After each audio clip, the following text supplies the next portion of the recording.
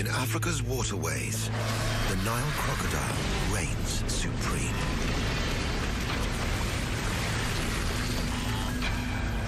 It's one of the biggest and most feared reptiles on Earth. Snatching victims from banks and boats, crocodiles terrorize villagers that share the river with them.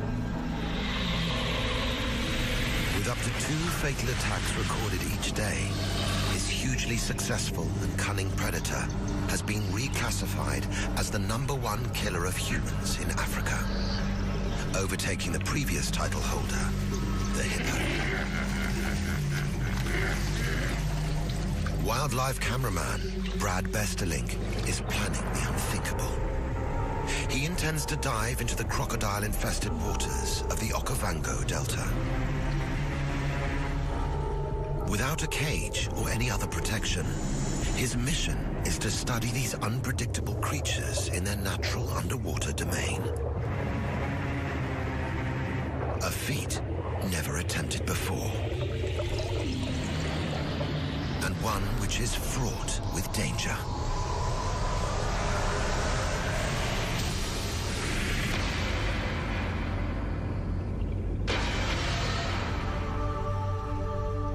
Botswana's Okavango Delta is fed by a river that flows into a shallow valley called the Panhandle.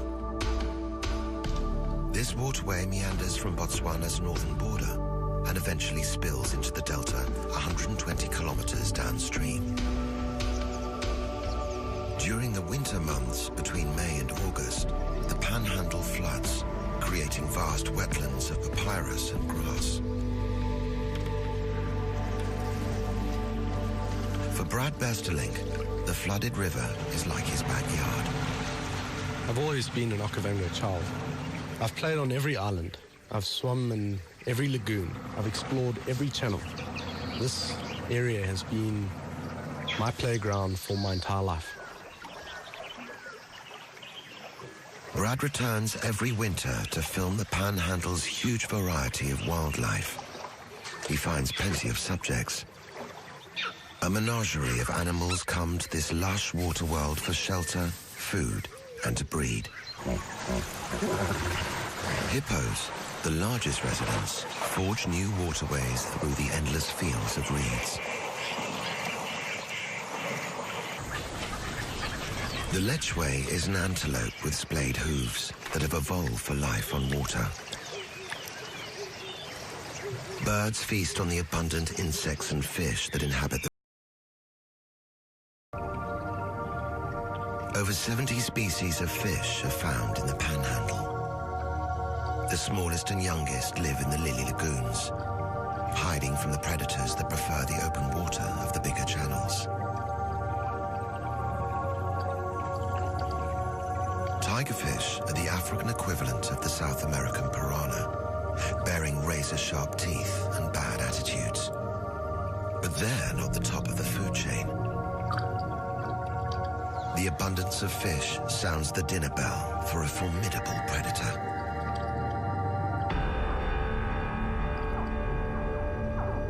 More crocodiles live in the Panhandle than in the entire Okavango Delta.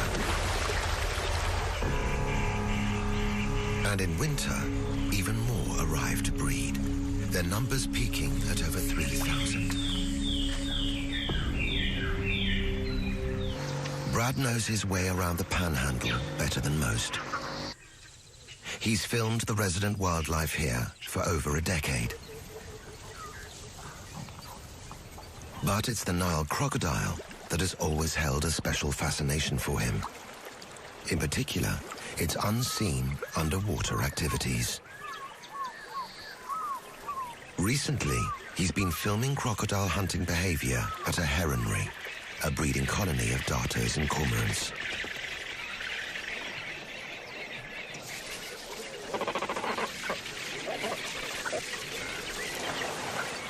The reptiles silently move into position under the water, waiting for the young, inexperienced birds to fall.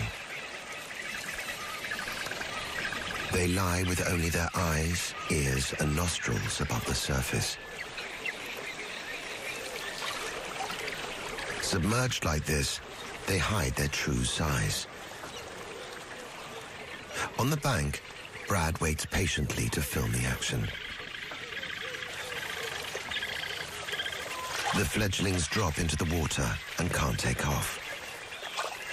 So they swim back to the base of the tree and try to climb. But darters are designed to swim. Webbed feet are not meant for climbing, and neither are their long necks.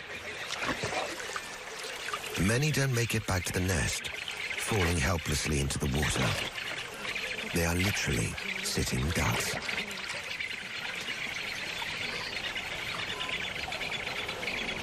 After having their fill, the crocodiles disappear into the depths and out of sight. No one knows how they actually behave under the water.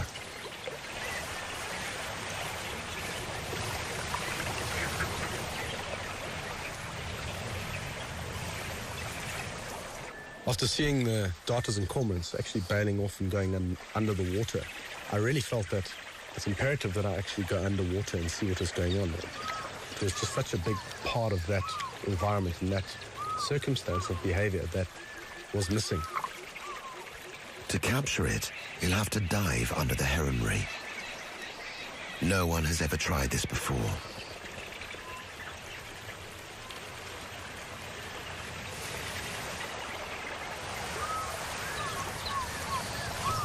But he won't just be diving with them. He'll be swimming into their hunting zone, where the reptiles are alert and hungry.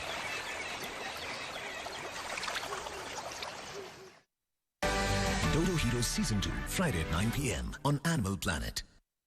This program out what to expect when he comes face to face with a crocodile. He seeks the advice of scientist Vince Shax. Yeah, it's dead. Vince heads up the Okavango Crocodile Monitoring Project for Botswana National Parks. The project maps out conservation areas for the big reptiles. For the past 5 years, Vince and his colleagues have been catching, marking, and measuring crocodiles. In this way, they can determine their numbers and health. Okay, Small, can you just turn all the lights off? The best time to catch crocodiles is at night. They are easily spotted by the glow of the iridescent cells in their eyes. The reflective layer amplifies the light entering the eyes to help the crocodiles spot prey in the dark.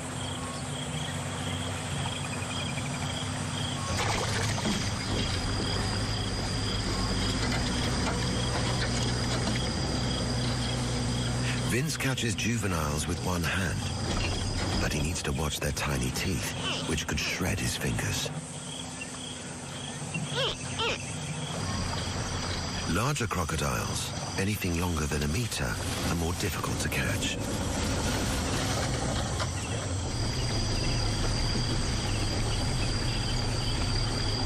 Are switched off to hide Brad and Vince. There is. This makes for a stealthier approach in the dead of night. Back.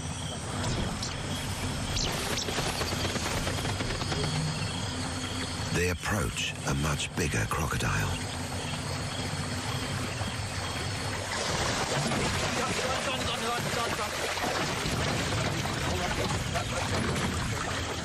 They move quickly to minimize the animal's stress.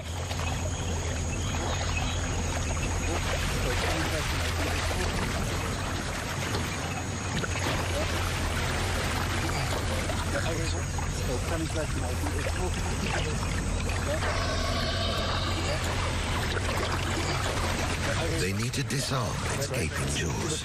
So it's still safe, eh? Yeah, it's cool. If I can get him to latch it, I can... Then they have to haul it aboard.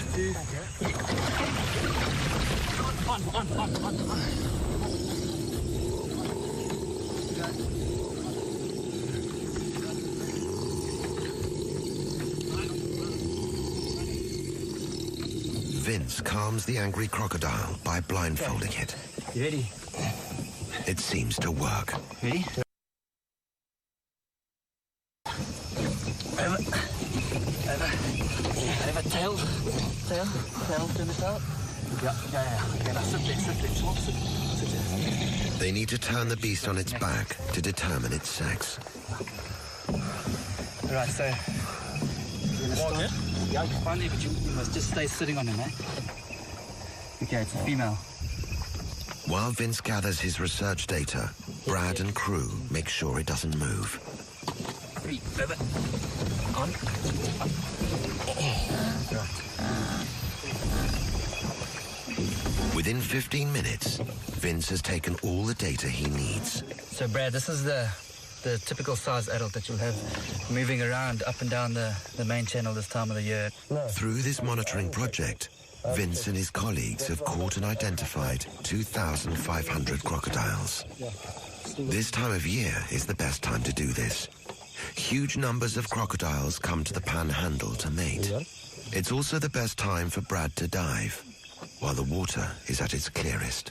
With the clean water in winter and it being very cold, I mean, how long do you think we've got? You'd have to do it as soon as possible. I mean, you want to get it before the water dirties and obviously before the temperatures start going up. Well, I mean, you knowing these things, what could you expect? I mean, what do you think? How do you think they're going to react under water? It's difficult to say. I mean, no one's been down, no one's spent enough time down there to say how they're going to react.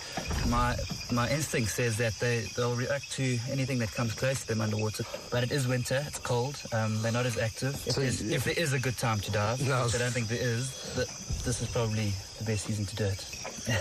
Yeah, but you've got to be crazy to be going down here at any time of the year, in my opinion. 2, 3.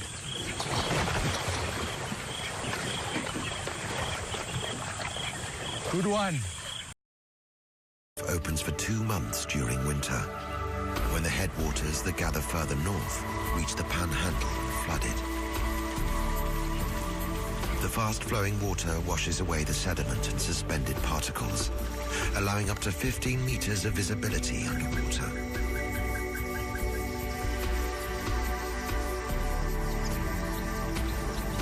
After winter, the water level drops again.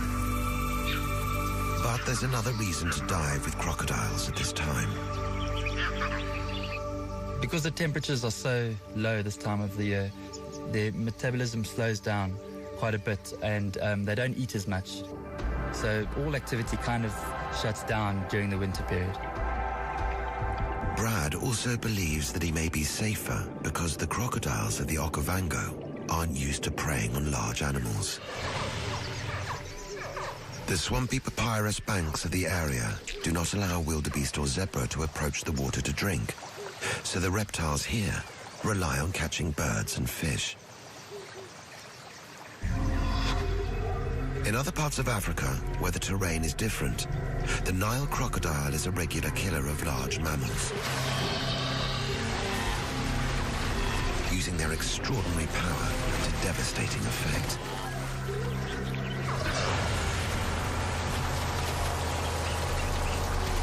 Growing over 6 meters long and with almost 1.5 tons of bone-crushing bite force, these prehistoric killers put the great white shark to shame. Once they lock onto their prey, there's no getting away. This is the reality Brad must face when he goes into the water. Because they're not familiar with divers, he hopes they'll act defensively rather than aggressively.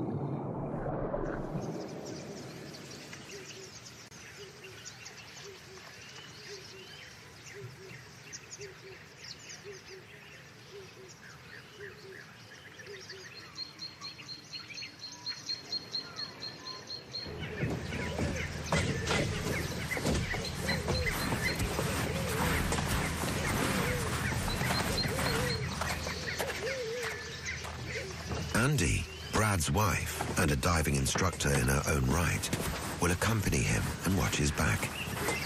Nothing would have prepared her for this hazardous dive. Vince comes too. He'll stay on board to monitor this first dive with the heron ray.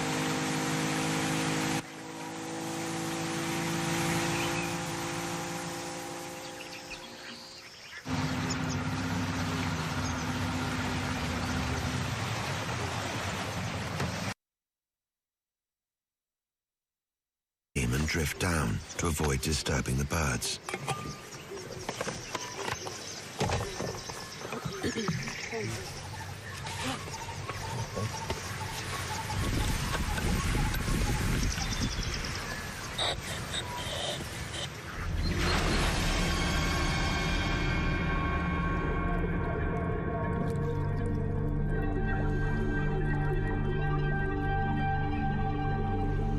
The strong current sweeps them along past huge submerged trees.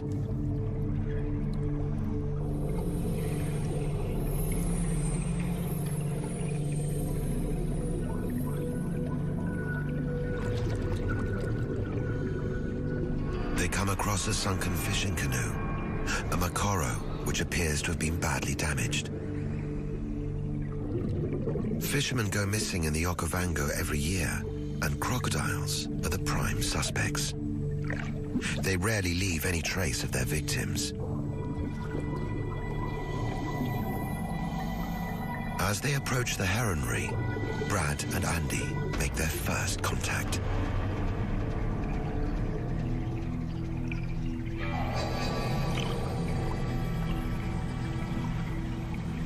They follow as it glides over logs and debris.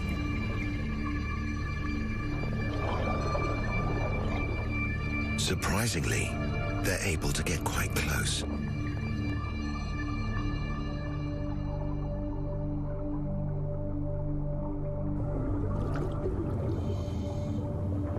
Underwater, the crocodile is graceful.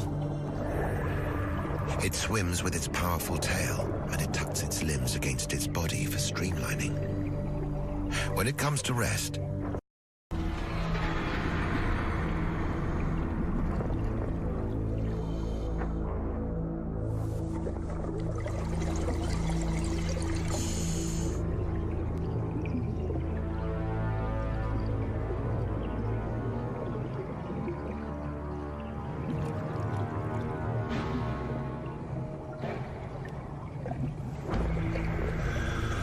by crocodile standards, this 2-meter specimen is relatively small. But that doesn't mean it's relatively harmless. Crocodiles are notoriously unpredictable at any size.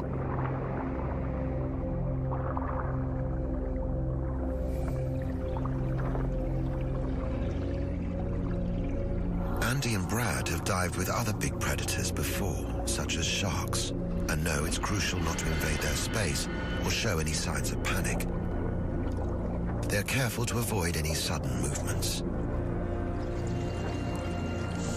This one backs away, and then it flees, disappearing in a cloud of sand.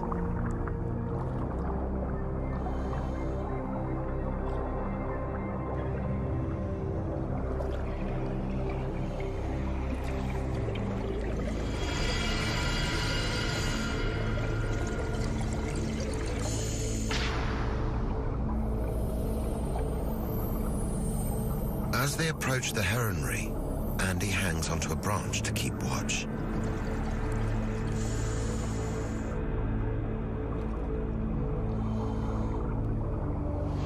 Brad swims into the narrow channel beneath the tree and into the hunting ground.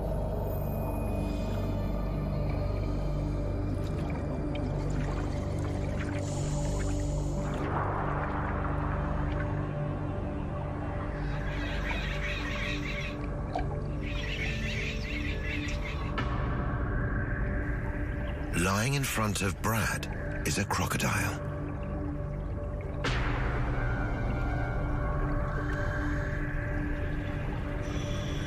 Its eyes are out of the water, looking up, poised for the kill.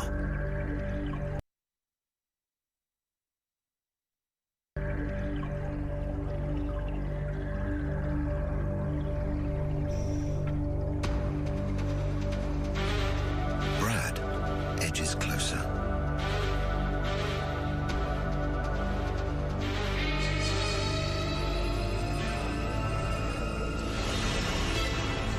And then too close.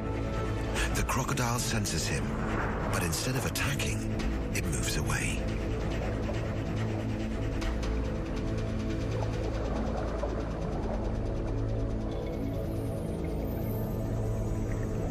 It's too fast for Brad to follow.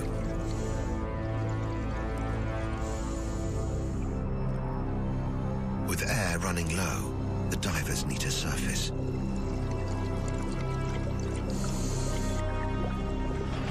As the surface is a prime zone for crocodiles.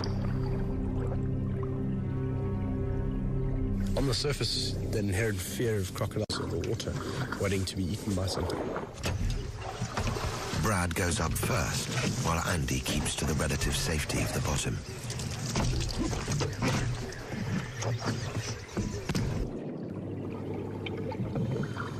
Then, with Brad and Vince... How was that? Unreal. Incredible. Wow, that was amazing, too. I didn't think that we could actually get that close to it. Really amazing.